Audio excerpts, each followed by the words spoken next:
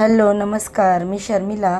माझ्या यूट्यूब चॅनलमध्ये माझ्या सगळ्या गोडताईंचं मैत्रिणींचं अगदी मनापासून स्वागत करते. बघा 2-3 दिवस आपले व्हिडिओ आलेले नाहीत, तर त्याचं कारणही तसंच होतं. माझ्या माहेरची यात्रा होती, त्यानिमित्त आम्ही गावी गेलो होतो. तर हा दिवस आहे रविवारचा. 2-3 दिवसापूर्वीचा तुम्हाला मी व्हिडिओ शेअर करत आहे. आता उन्हाळा चालू झाला की यात्रा वगैरे सगळ्या देवांच्या कुलदेवेचं दर्शन हे चालूच असतं.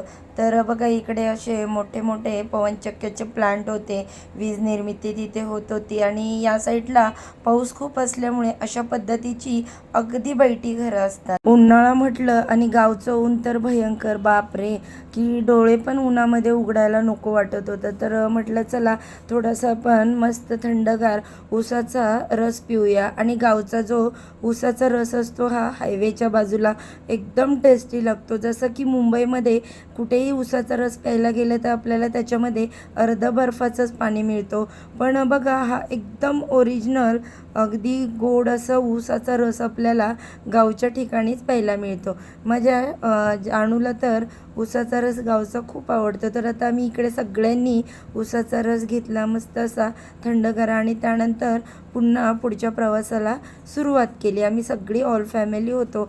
तर आता आम्ही यराडमध्ये येऊन पोचलो होतो. हे पाटण तालुक्यामध्ये यराड गाव आहे आणि त्या गावचे श्री येडोबा हे देवस्थान जे आहे ते आमचे कुलदैवत आहे, म्हणजे माहेरचे पप्पांच्या इकडचे.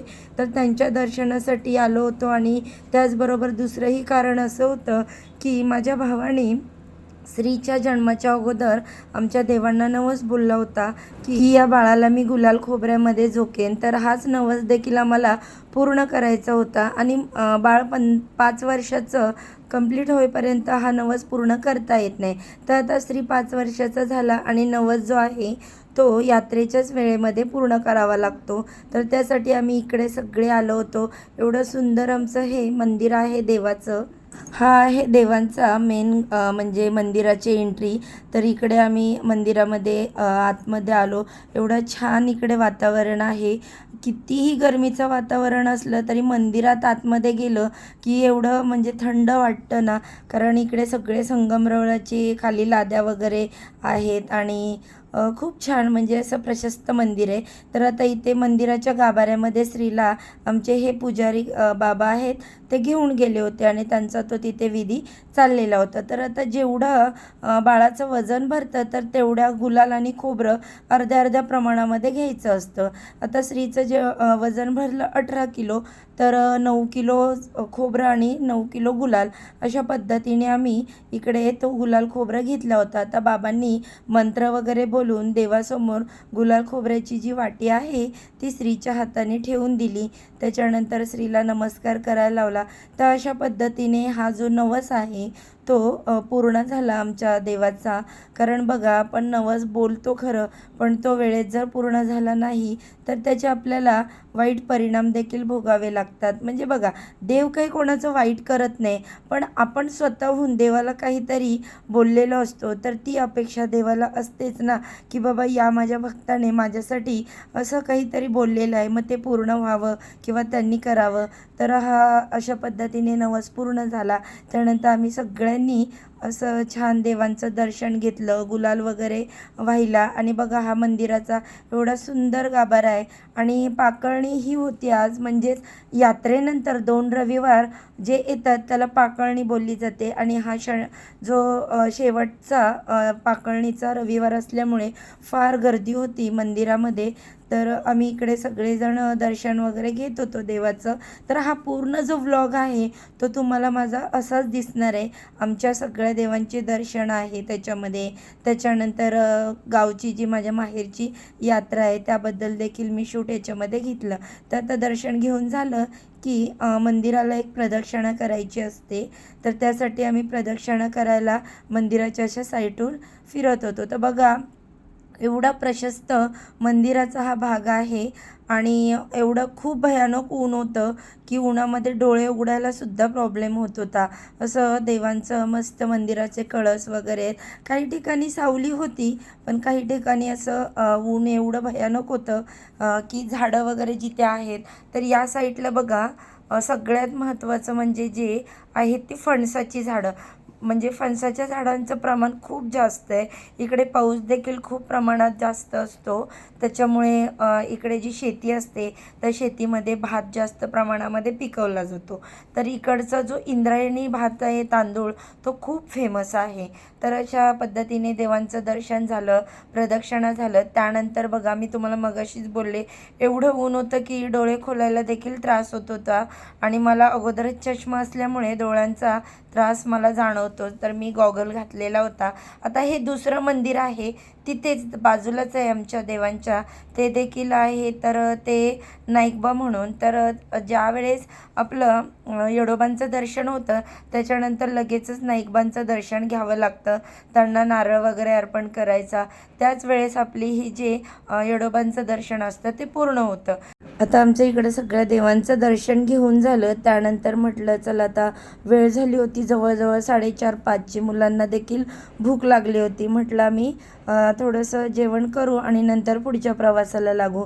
तर पाटण तालुक्यामध्ये हे जे शिवराज धाबा आहे अत्यंत फेमस धाबा आहे आणि त्या हॉटेलमध्ये सगळ्यात पहिल्यांदा आकर्षक म्हणजे एंट्री गेटवरती छत्रपती शिवाजी महाराजांची अशी सुंदर अशी मूर्ती बसवलेली आहे. आणि त्यांचा हा बघा एक प्रकारचा नियमच आहे रोजचा, जो पण हॉटेलमध्ये जेवण पहिल्यांदा बनलं जातं ते तो महाराजांना नैवेद्य तिथे ठेवला जातो. तर अशा प्रकारचं हे हॉटेलचा परिसर आहे. साईडला इकडे राईट साईडला पण खूप छान असं हॉटेलमध्ये देखावे वगैरे केलेले आहेत. देखावे म्हणजे असे वेगळं असं काही नाही, पण शिवाजी महाराजांच्या काळातलं बांधकाम जसं असं ते दाखवलेलं आहे त्या टाईपमध्ये थोडंसं. तर आता इकडे स्पेशल जो आहे तो अक्का मसूर आणि बैंगन मसाला असतो. त्याचबरोबर हे जे कुल्हडमध्ये मातीच्या दही लावलेलं असतं तर ते खूप फेमस आहे. तर यामध्ये बघा इतर हॉटेलांसारखं तुम्हाला बरेचसे 100 असे आयटम खायला मिळत नाहीत, पण सिलेक्टेड आयटम आहेत. तर आम्ही सगळ्यांनी इकडे जेवण केलं. कारण बघा सकाळी घरातून 10-10:30ला निघालो होतो नाश्ता करून. मुलांना फार भूक लागली होती आणि मस्त आमचं इकडे असं शुद्ध शाकाहारी जेवण झालं. त्याच्यानंतर बाहेरच हॉटेलच्या आईस्क्रीम पार्लर आहे. खूप छान इकडे आईस्क्रीम छान छान फ्लेवरचे भेटतात. तर ज्याला जे जे आईस्क्रीम हवं होतं, कँडी हवी होती, मिक्स बाऊलमध्ये आईस्क्रीम येतो, तर ते देखील आम्ही सगळ्यांनी घेतलं आणि पुढच्या प्रवासाला सुरुवात केली. आता आम्ही निघालो आहोत परत रिटर्न घरी. आज माझ्या माहेरची यात्रा आहे म्हणजेच भैरोबा देवांचा छबिना. तर त्यासाठी देखील आम्हाला आता घरी जाऊन पुरणपोळीचा नैवेद्य बनवायचा होता. आमची खूप घाई चाललेली घरी जाण्याची, त्यासाठी आम्ही नॉनस्टॉप गेलो, कुठेही गाडी थांबवली नाही. नंतर जवळजवळ 7:30 वाजले घरी जायला. घरी जाऊन पुरणपोळीचा नैवेद्य वगैरे झाला आणि ही वेळ आहे संध्याकाळी अगदी 10-10:30ची.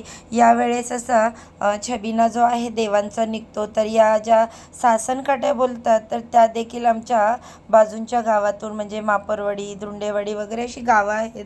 तर तिकडून या काट्या येतात. भैरोबाच्या देवांची सुद्धा आमच्या गावातली एक काठी असते. तर अशा सुंदर तालावरती ढोल वाजवत गाणी लावत काट्या नाचवल्या जातात. तर बघा देवाचे आपण वर्षातून एकदा यात्रेला जाणं, त्यांचा मानपान कुळाचार करणं, त्यांना नैवेद्य नारळ देणं हे खूप महत्त्वाचं असतं. आणि आमच्याकडे ही अशी पद्धत आहे, काठीला 5 नारळांचं तोरण बांधायचं आपल्या मिस्टरांचं किंवा मग मुलाचं नाव सांगून. आणि त्याच्यानंतर मग देवांची पालखी येते तर पालखीला ओवाळलं जातं. त्याच्यानंतर पालखीला गोंडे वगैरे बांधले जातात. बघा वर्षातून एकदा हा जो आपला देवांचा कुळाचार असतो तो करणं खूप गरजेचं असतं. यामागचं कारण एकच, वर्षभर आपल्या घरामध्ये सुख शांती आनंद नांदावा हेच यामागचं प्रमुख कारण असतं. आणि बघा यात्रा म्हटलं की आपण गावी वर्षातून एकदा जातो. त्याच्यामुळे आपल्या बहिणींची किंवा आजूबाजू जे काही काकी वगैरे मावशी त्यांच्या भेटीगाठी होतात. आपल्या जवळचे नातेवाईक देखील यात्रेला येतात तर त्यांच्यासुद्धा भेटीगाठी होतात. असं होतं वर्षभर बघा आपला मुलं संसार त्यांचे स्कूल घर हे तर चालतच असतं, पण हे यात्रेनिमित्त जे काही क्षण असतात ते अगदी अमूल्य आणि खूप छान असे असतात.